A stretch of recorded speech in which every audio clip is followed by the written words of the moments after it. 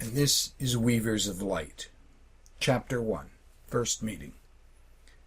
He was human long ago, now so much more. His form pulsed and flowed, reaching out to feel the threads of light in an intricate dance.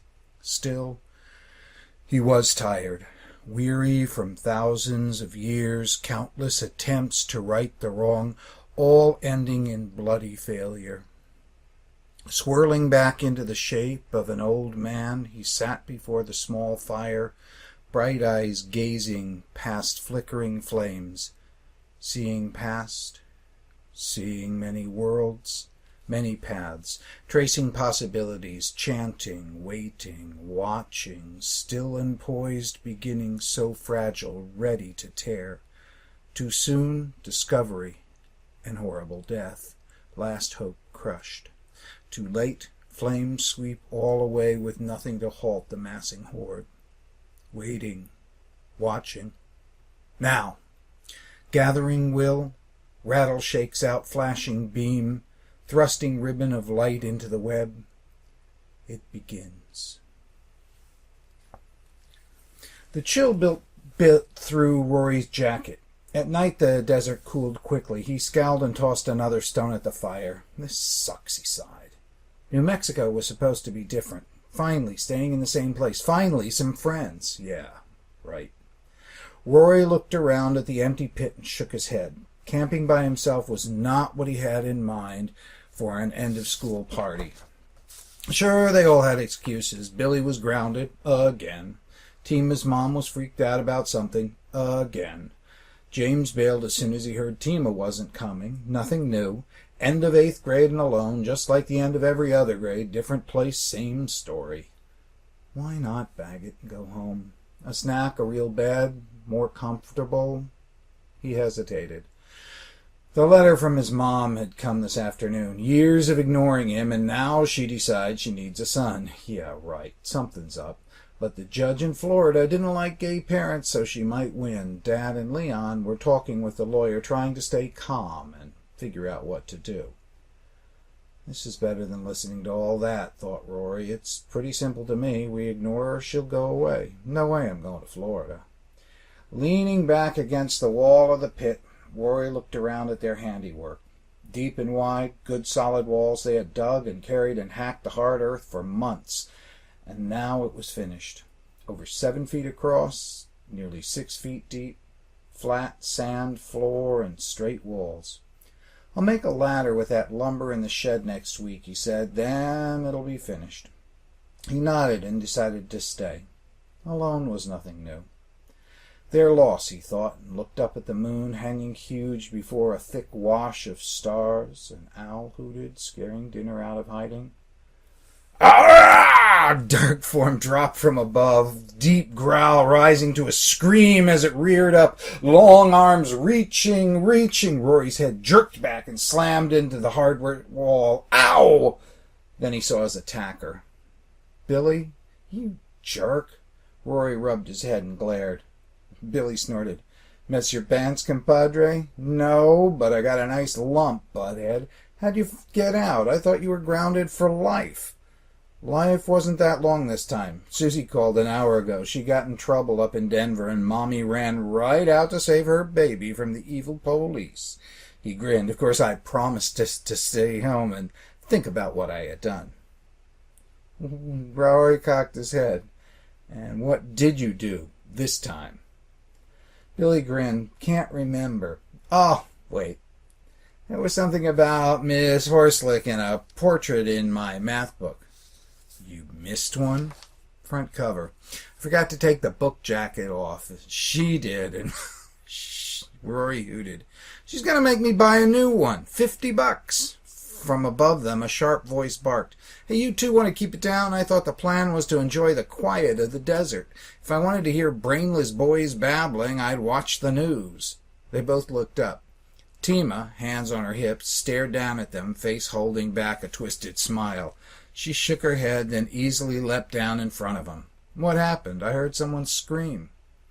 Billy nodded. "Yeah, some little girl saw a shadow and wet her pants. She ran home to change."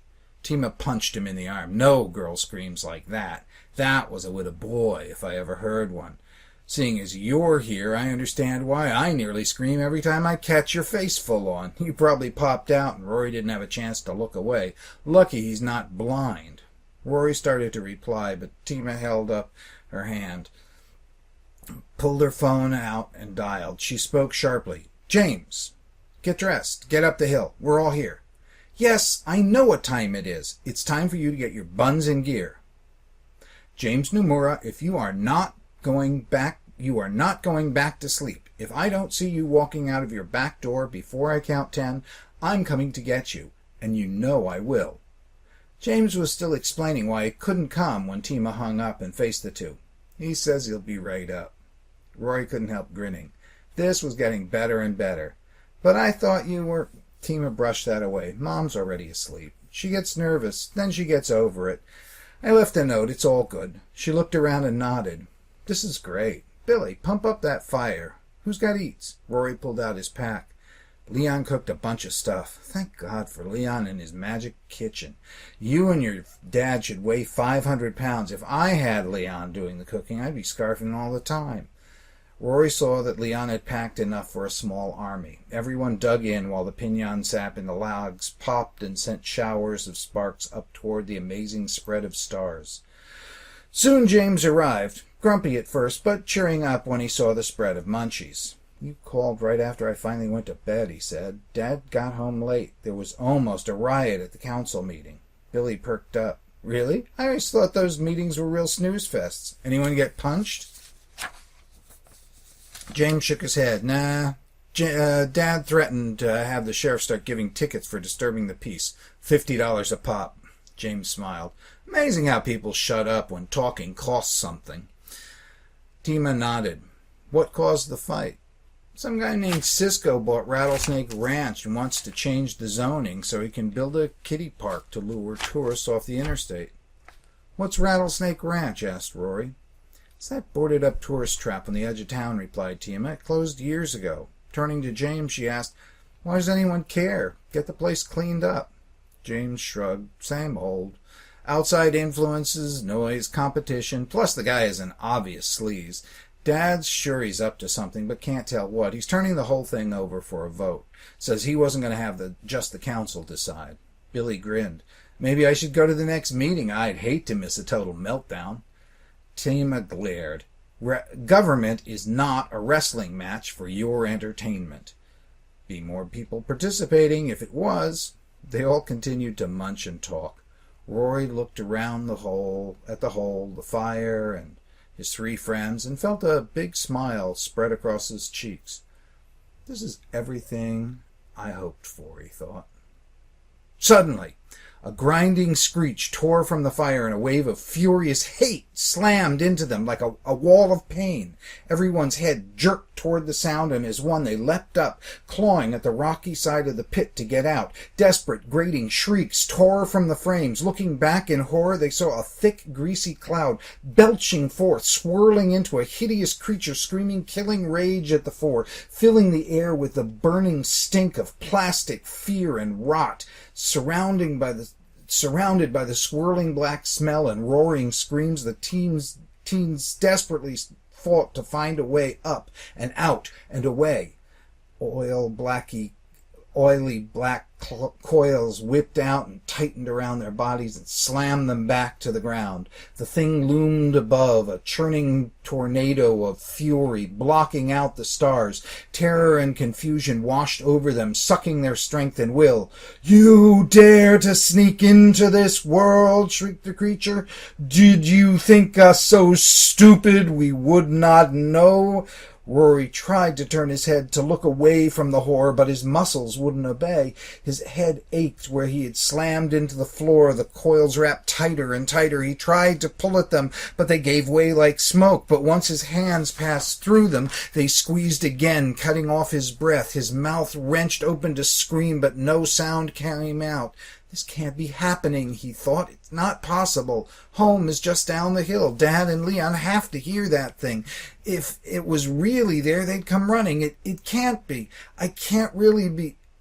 but still he couldn't breathe. The oily, screeching thing tightened its coils around his chest and began to see stars, and his blood roared in his ears. I'm going to pass out, he thought. That's it. Death by what?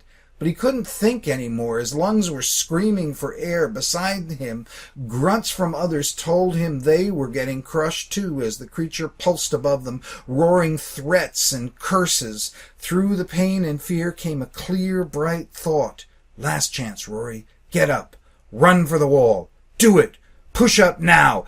Get up and out. Rory desperately pushed up.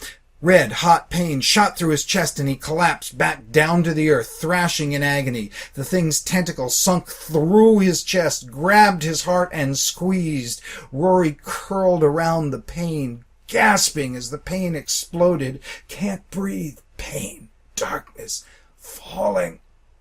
A tremendous roar shook the ground. The next instant, a blinding flash and burning wave of heat hit the creature, a searing wind of destruction that blasted through the thing, tearing it apart. Nerve-twisting death scream split the air, slammed into Rory, overloaded his brain, and dropped him into sweet black unconsciousness. When Rory opened his eyes, everything was quiet. He looked around, listening. Nothing unusual. He felt for a lump on the back of his head where he had hit the ground. Nothing. Confused, he began to stand. Sound to his right. Billy sitting up, rubbing his neck. Did you guys see? Tima moaned. Like a cloud with a bad attitude. It must have been something in the woods, said James. I smelled burning plastic. That was more than plastic, said Rory. It was alive, and it tried to... Couldn't be, said James firmly. It had to be some weird hallucination from the smoke. And we all had the same hallucination, asked Billy. You think we all got all sleepy and fell night-night and had a big bad nightmare? All of us? Same dream? No way. Wasn't a dream. A voice spoke from the shadows. They spun around toward the sound. Billy grabbed a thick branch and held it like a club. Rory could tell Tima was in a judo stance, ready and watching. They stood their ground, ready to fight or try once more for the wall. Calm down, said the voice. I'm not the beastie. I saved you. Stepping from the shadows, the old man stopped in front of the fire, keeping his distance.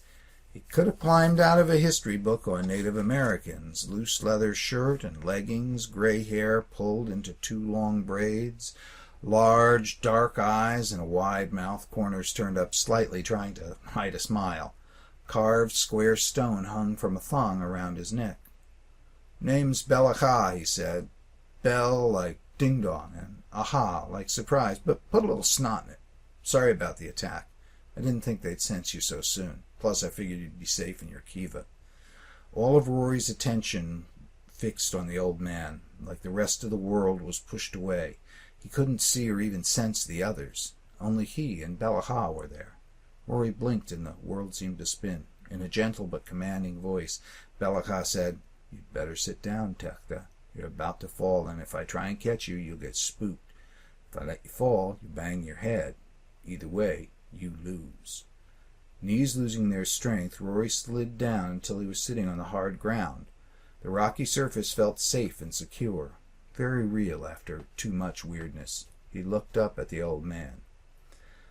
What was that thing? Why did it want to kill me? Who are you? Belaka held up his hands, one at a time and not too much. Looks like you haven't decided whether to pee, puke, or pass out. Rory took a breath.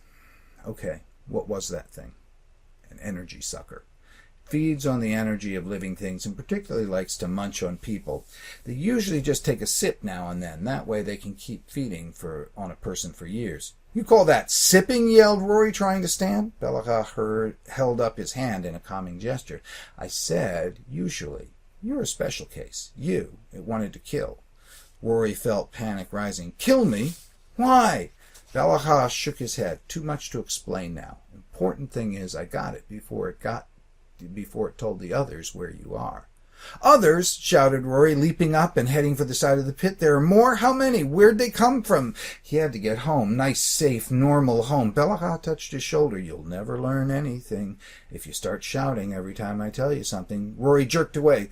What? That thing just about ripped my heart out of my chest, and there's more? I've got every reason to... Belahah's body suddenly exploded upward. He towered over Rory. A sun-like glow burst from his center, nearly blinding Rory. Hush!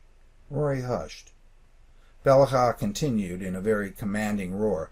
Pup, you got too much to learn too fast, and if you don't, you're toast. Very messy toast. Most likely you'll be dead meat in 1, maybe 2 days. Shut your mouth, keep your ears open, and maybe, just maybe, you'll still be in one piece in a week. Rory's mouth gaped. Belahah, shrinking toward normal size, reached out and closed it. Belahah nodded. Better. He gestured toward the fire. We call them Krolodutes. Most people on the planet can't see them, but they've been here ever since before humans were fighting over bananas. They've grown strong the last few thousand years, and now they're planning to take over. You and your friends are the last chance to stop them. Rory protested. I can't fight something like that. Why don't they leave me alone? I promise I won't try anything. Just leave me alone. He began to look around for a way out. Belahah shook his eyes, sadness in his eyes, and placed a hand on Rory's shoulder. You must try, because if you do not, they'll not rest until they've ripped you apart. They don't care if you fight or not. They only want is your death. After that, they'll feast on your friends. Finally, they'll finish their destruction of everyone and everything on this planet. The worst thing is you probably can't stop them. You probably are already dead, just waiting to fall.